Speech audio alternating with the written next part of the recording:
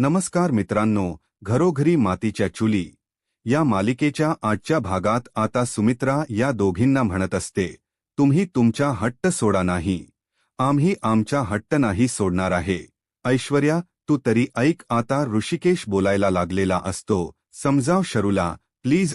उपाशी राहून काय होणार आहे, आजारी पडाल, तुम्ही झेपणार नाहीये. उपाशी राहणं, ऐश्वर्या म्हणते, झेपवायला लागेल, दुसरा पर्याय नाही.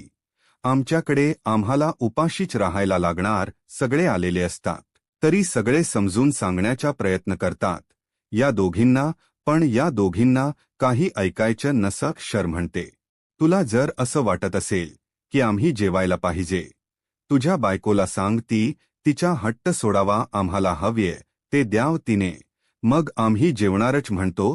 तुम्हाला इतकाच हट्ट करायचा आहे ना, तर मी सुद्धा जेवत नाही. आता तुम्ही आणि मी, आपण तिघच उपोषणाला बसूया. जोपर्यंत मागण्या पूर्ण होत नाही तोपर्यंत मी सुद्धा जेवणार नाही. सुमित म्हणते, ऋषिकेश, काय आई, सॉरी, पण खरंच मला जेवायला नकोय, प्लीज. ऋषिकेश आता रागाने निघून गेलेला असतो. जानकी म्हणते, अहो, जरा ऐकून तरी घ्या. ऋषिकेश काही एक ऐकत नाही आणि बिचारा तसाच उपाशी निघून जातो. म्हणते, आई, मी यांना समजून सांगेन, तुम्ही जेवून घ्या. चला बरं. तर म्हणते जानकी, तू जेवणार आहेस का नाही ना, मग मला कशासाठी आग्रह करतीयस जेवायला? सगळं बघून आता माझी सुद्धा जेवायची इच्छा उरली नाहीये, त्यामुळे असू दे, मला जेवायचं नाहीच. आणि प्लीज सारखी म्हणायला सुद्धा येऊ नकोस. मित्र आता रागाने निघून गेलेली असते. जानकी आई आई करते, पण सुमित्रा आता निघूनच गेलेली असं म्हणते.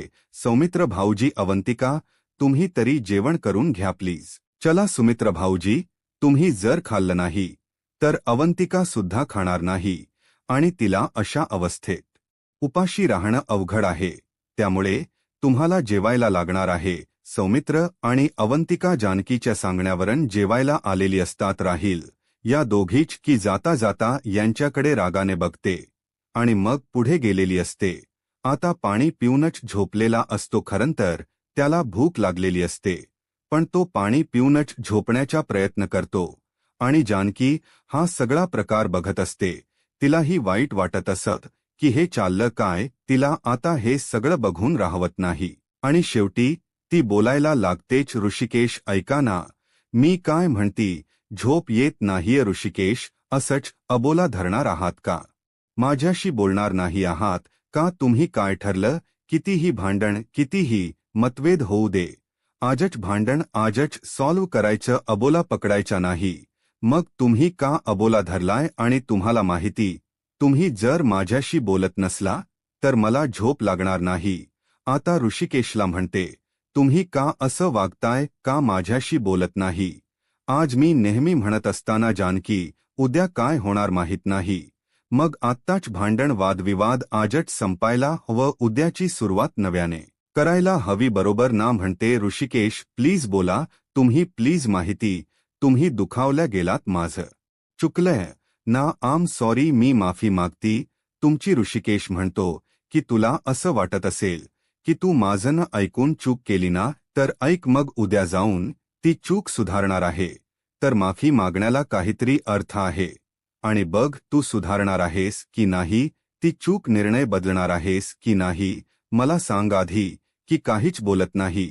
मग ऋषिकेशला उत्तर मिळून जात की ती निर्णय बदलणार नाहीये. ऋषिकेश आता पटकन झोपून घेतो सुद्धा. आता झोपण्याचा प्रयत्न करते, कारण ऋषिकेशला समजावून सांगून तीही आता थकलेली असते. त्याला काय ऐकायचंच नसतंकीला रात्रभर झोप लागलेली नसते. जानकी रडत असते आणि तशीच ती जागी राहिलेली असते. तिकडे ऋषिकेशचीही तीच अवस्था असते की आता कुठे झोपण्याचा प्रयत्न करत असते, तेव्हा ऐश्वर्या आलेली असते आणि गुपचूप तोंडावर हात ठेवते. जानकी खूप घाबरते, आता ओरडणार, पण तोंडावर हात असतो. जानकीच्या लक्षात की ऐश्वर्या खुणावते की गुपचूप माझ्या मागे चल. जणी आता गुपचूप बाहेर निघून गेलेले असतात. ऋषिकेशला आता झोप लागलेली जानकी आणि ऐश्वर्या आता खूप लांब आलेले असतात घरापासून बोलायला, जेणेकरून कोणी यांना बघू नये म्हणून, की ऐश्वर्या कसं उठवल्स. अजून धडधड होती, मला काय ऐश्वर्या तुशी काही करू मला बोलायचं होतं, त्याशिवाय माझ्याकडे पर्याय नव्हता. सारंगला जसा डोळा लागला ना पटकन तुझ्याकडे आली जानकी. तुला काय वाटलं? शर्वरीने गळा दाबला. काय ऐश्वर्या आता हसायला लागलेले असतात. वाटलं काय खरंच दाबेन ती शर्वरीचा काही एक भरोसा नाही. कारण ती शर्वरी ऐश्वर्या जास्तच पटायला लागलंय. म्हणजे काय ऐश्वर्या शर्वरीच्या तोंडून सगळं वदवून घेणं खूप सोपं काम नाहीये जानकी. फार अवघड काम आहे आणि शर्वरी खूप शॉप्टर आहे. आपल्याला माहितीच आहे. सहजासहजी तिने जे काही केलं ती कबूल करणार नाहीये. त्यामुळे आपल्याला खूप खूप कष्ट घ्यायला लागणार आहे. जानकी म्हणते हो माहिती की शर्वरी काय चीज आहे. ती सहजासहजी काही बोलणार नाहीये किंवा आपल्याला जे हवंय ते उत्तर मिळणार नाहीये. त्यामुळे ऐश्वर्या खूप खूप प्रयत्न करायला लागणार. तेव्हा कुठे शर्वरी बोलती होणार. कदाचित ती बोलती की नाही ही सुद्धा शंका आहे. आपल्याला माझ्याशी बोलताना खूप काळजीने आणि अगदी सावधगिरीने बोलत असते. जणू काही काही ठरवूनच सगळं काही बोलती. एक शब्द सुद्धा जासर कमी ती बोलत नसते. आजशी बोलताना तिची खूप तारीफ केली. हुशारे वगैरे वगैरे वगैरे. ती पटकन बोलून गेली. हुशारे म्हणून तर 2 खून पचवले नाला धक्का बसलेला असतो. काय हो ती म्हणाली की 2 खून मी हुशारे म्हणून तर पचवले ना. जानकी म्हणते असं म्हटली हो असं म्हटले. तिच्या लक्षात आल्यावर तिने पटकन विषय बदलला. म्हणजे नानांना शर्वरीनेच मारले. 1% जानकीला धक्का बसलेला असतो. ऐश्वर्या म्हणते जसा तुला धक्का बसला ना तसाच धक्का मला सुद्धा बसला होता. हे ऐकून की 2 खून पचवले. तीन डायरेक्ट विचारलं 2 खून पचवले म्हणजे काय? तेव्हा ती अलर्ट झाली आणि पटकन तिने असा हुशारीने विषय बदलला की परत त्या विषयाकडे ती वळालीच नाही. आणि मलाही जास्त फोर्स करता आला नाही. कारण तिला शंका आली जानकी तुझ्या डोक्यात जे चाललंय ते अगदी बरोबर आहे. नानांचा खून तिनेच केला. विक्रांतलाही तिने मारलंय आणि नानांना सुद्धा तिनेच मारलंय म्हणते जानकी. तुला पहिल्या दिवसापासून सांगत होते. हे सत्य आहे. शर्वरीने नानांना आणि विक्रांतला दोघांनाही मारलंय. मला पहिल्या दिवसापासून तिच्यावर डाऊट होता. तुम्ही कोणीच विश्वास ठेवला नाही की सख्या बापाला कशी मारेल. सख्या बापाला ती शर्वरी आहे. ती काहीही करू शकते. सख्या नव्याला सख्या बापाला ला मारू शकते. आपण तिच्या पुढे काहीच नाही होता. लक्षात ठेव जानकी खूप अलर्ट राहायला लागणार आहे. तुम्ही कोणीच माझ्यावर विश्वास ठेवला नाही ते आतापर्यंत. बरोबर ना जानकी? तू तर काय तिला वाचवलंच आणि अवंतिकाने काय तिला जेल मधून बाहेर आणलंय. बघा काय करती. ती म्हणते ऐश्वर्या आपल्याला खरं वाटून आपल्याला माहीत असून काय उपयोगी. आपल्याकडे काही प्रूफ नाहीये ना. आणि प्रूफ असल्याशिवाय तिनेच हे सगळं केले. आपण दाखवू शकत नाही आहोत. त्यामुळे ती कितीही काही सांगितलं किंवा बोलण्याचा प्रयत्न केला तरी खरं काय हे कोणाला कळणारच नाही. आपण सिद्धट करू शकणार नाही आहोत. त्यासाठी आपल्याला भक्कम पुरावा पाहिजे. तुला माहिती ना ऐश्वर्या होग जानकी. मग तो पुरावा मिळवायचा कसा? कारण ती इतकी हुशार. तिने मागे काहीच ठेवलेलं नाहीये. इतक्या मेहनतीने आपण मेसेजेस मिळवले. पण शर्वरी किती चाप्टर आहे बघ. तिने कसे अलगत ते सगळे मेसेज डिलीट वारले आणि सगळ्या याच्यातन अगदी अलगत सुटली. ती शर्वरी आहे. काहीही करू शकती. ऐश्वर्या एक्झॅक्टली जानकी. मीही ते सांगण्याचा प्रयत्न करतीये. ती शर्वरी आहे आणि ती कुठच्याही धरायला जाऊ शकतीये. माटली ती सगळं करतीये ना. ती मागे काही ठेवतच नाहीये. त्यामुळे आपल्याला इतकं अवघड आहे. सगळं प्रूफ करणं खूप खूप मेहनत घ्यायला लागणार आहे. आपल्याला तुझे जे काही ऑब्झर्व केले ना त्याचा पुरावा नाहीये आपल्याकडे. त्यामुळे तुला काही माहीत असून तुला काही विश्वास असून सुद्धा काही एक उपयोग नाहीये. आपल्याला दाखवायला प्रूफ करायला आपल्याकडे काहीच नाहीयेचा फोन जर मिळाला असताना तर सगळं काही सोपं झालं असतं. ऐश्वर्या म्हणते नानांचा फोन शोधूया की आपण डायरी शोधूया. फोन शोधूया मग काहीतरी मिळेलच ना. डायरी फोन दोन्ही सुद्धा शोधण्याचा प्रयत्न करू. म्हणजे पुरावा सापडेल. काहीतरी आता लागेल. आपण प्रयत्न सोडायचे नाहीये जानकी. ती जसा प्रयत्न करते तस आपणही थांबायचं नाहीये. आपण डायरी आणि फोन शोधायचा म्हणते जानकी. हॉस्पिटलमध्ये जा आणि सीसीटीव्ही फुटेज चेक करा. ऐश्वर्या ऑलरेडी चेक केले 10 मिनिटासाठी. ते अगदी ब्लंक, काहीही दिसत नाहीये. म्हणजे शर्बरीने हॉस्पिटलमधलं सीसीटीव्ही सुद्धा जे फुटेज आहे ते डिलीट करून टाकलं किंवा तो पुरावाच नष्ट करून टाकला. किती हुशारीने ही काम करते. अंदाजा आहे का काम केलं की लगेच पुरावा नष्ट करते? काम केलं की लगेच पुरावा नष्ट करते. म्हणते मला तरी काय प्रश्न पडतोय की ती स्मार्ट आहे. ती स्मार्ट आहे. ती जर कोर्टाला फसवू शकते तर बाकी गोष्टी ती इझिली करू शकते. ती एवढं सगळं डोक शांत ठेवून करते म्हणल्यावर काय ऐश्वर्या अजून एक पर्याय आहे.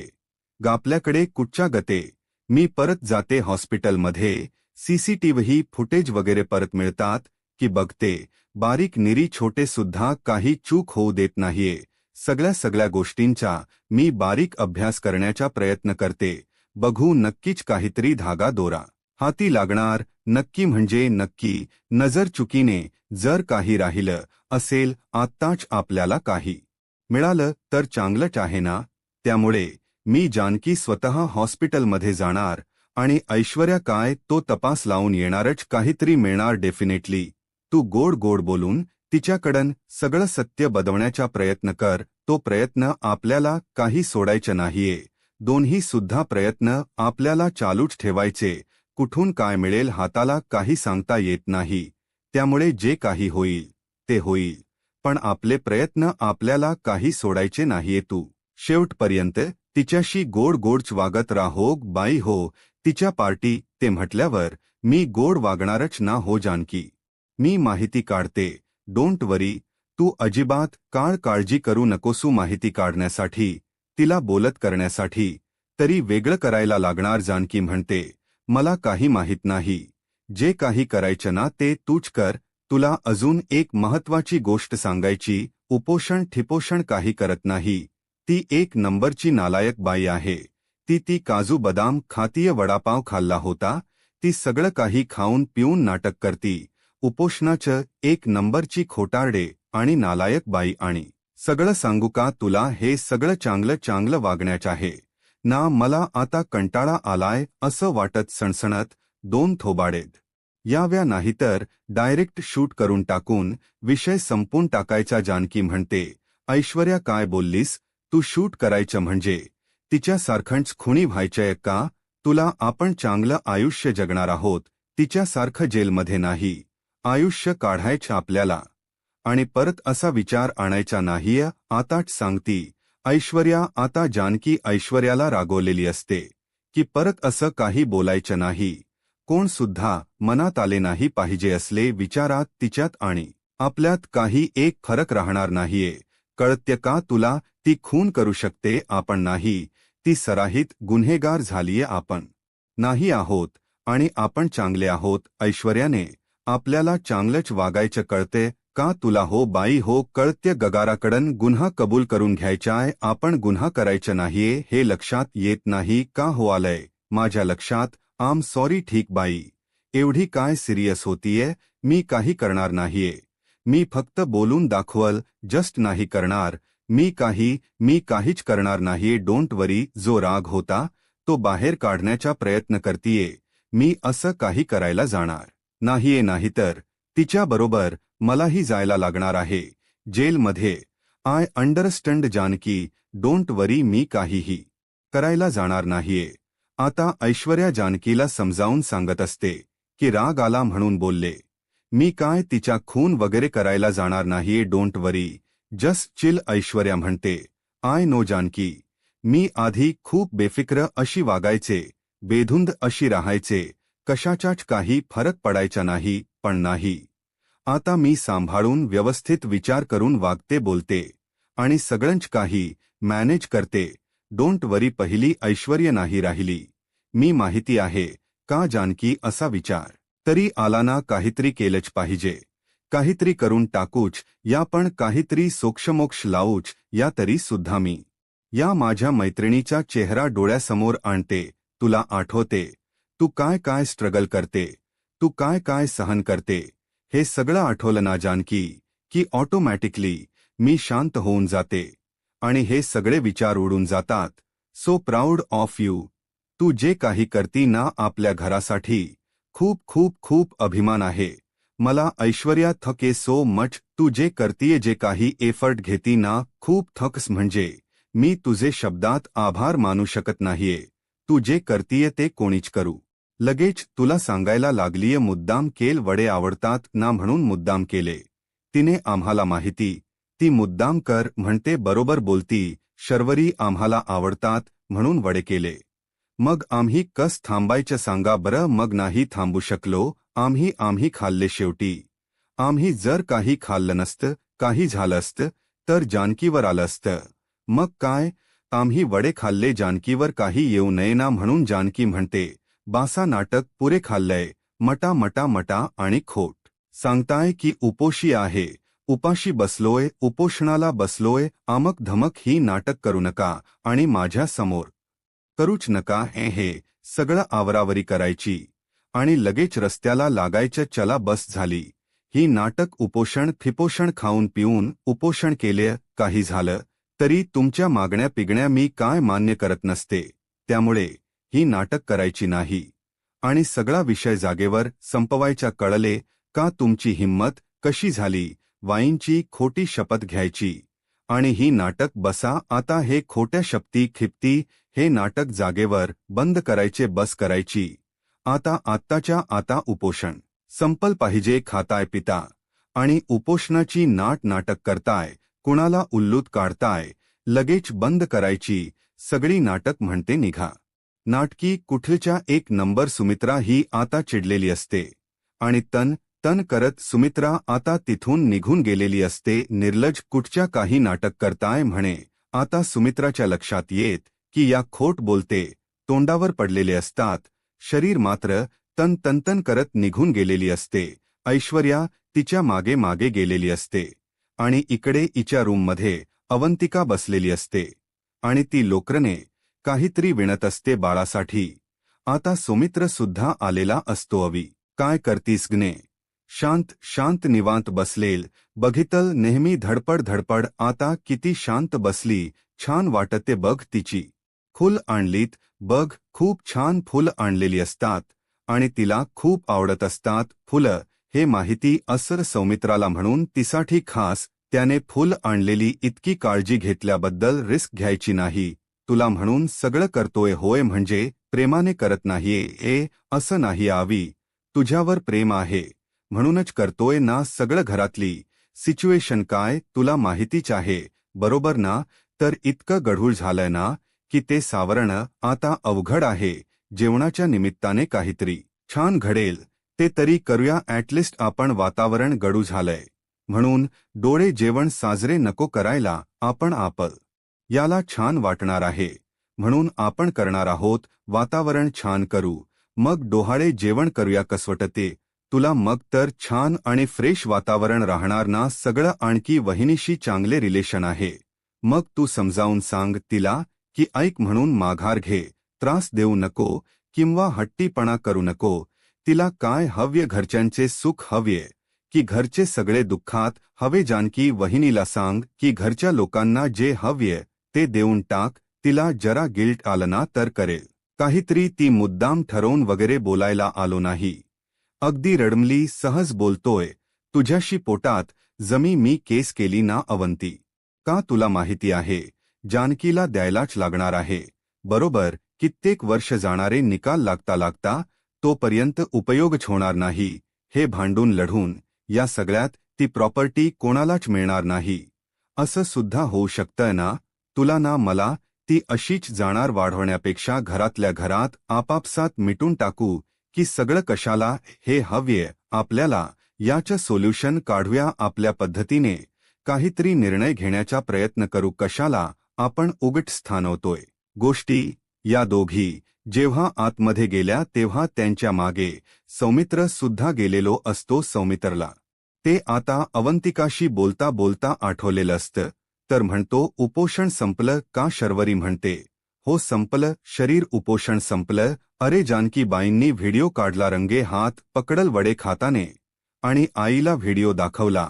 मग आई म्हटली, लगेच उठायचं आणि हा तमाशा बंद करायचा. मग संपलं की उपोषण असतोच काय रे. सुमित्र म्हणतो, हसू नको. तो काय करू जरा, तुम्हाला कंट्रोल झाल नाही का वडे खात बसला. असं करून काम होत नाही समोरच्याला वेठी धरायला लागत. हे तुमच्यासारखं नाहीयेला कात्री धरता आला पाहिजे तर काम होतात. एकेकाला घोड्यात घेतलं पाहिजे, कळते का. अवंतिकापासून आपण सुरुवात करूया. तू अवंतिकाशी प्रेमाने बोलून बघ की जानकीला कन्व्हिन्स ऐश्वर्याने सांगितलं की अवंतिकाशी प्रेमाने बोलून बघ म्हणून. मी आलोय, आम्ही सगळ्यांनी ठरवले. अवंतिका प्लीज तू जानकीशी बोल ना. अवंतिका आलेली असते जानकीकडे. अवंतिका काय हव्य काय वहिनी, मला जरा बोलायचं म्हणून. आता ती दार लावून तिच्याशी निवांत बोलणार असते. मला तुमच्याशी जरा बोलायचं होतं. बोल की बोलणार आहे. कदाचित तुम्हाला खटकेल पण एकदा नीट ऐकून घ्या आणि मग काय तो विचार करा वहिनी. मग तुम्हाला असं म्हणायचे की प्लीज हे प्रॉपर्टीचे हिस्से वगैरे करून टाका आणि ज्याचा त्याचा हिस्सा द्याला त्याला देऊन टाका. अवंतिका तू काय बोलते, तुझं तुला तरी कळते का. अवंतिका म्हणते, वहिनी हे रोजचे भांडण रोजचे वादविवाद, त्यापेक्षा देऊन टाका जास्त. त्याला नका ना सगळं काही घेऊन बसू प्लीज. आता अवंतिकाने काइंडली जानकीला सांगितलेलं असतं. बघू आता जानकी याच्यावर काय विचार करते. हा भाग तर इथेच संपतोय. पुढच्या भागात काय होणार आपण थोडक्यात बघूया. सुमित्रा जोयात जानकीला आवाज देते आणि जानकी खाली पळतच आलेली असते.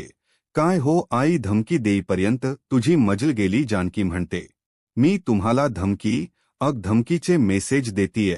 तू आता सुमित्र एकटी बोललेली अस. घरातल प्रत्येक जण आपापला मोबाईल घेऊन येत आणि प्रत्येकाला मेसेज पाठवलेले असतात धमकीचे. आता सगळेच म्हणतात की आम्हाला धमकी देते.